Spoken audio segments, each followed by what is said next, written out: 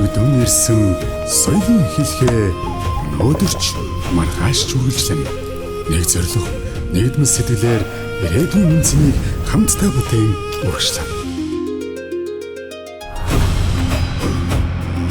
Боломтын гал бүх хөвгий цагт хүний зориг мохохгүй. Хөвч тадрах шин бүр хүчийг бус төвчээрийг сордог.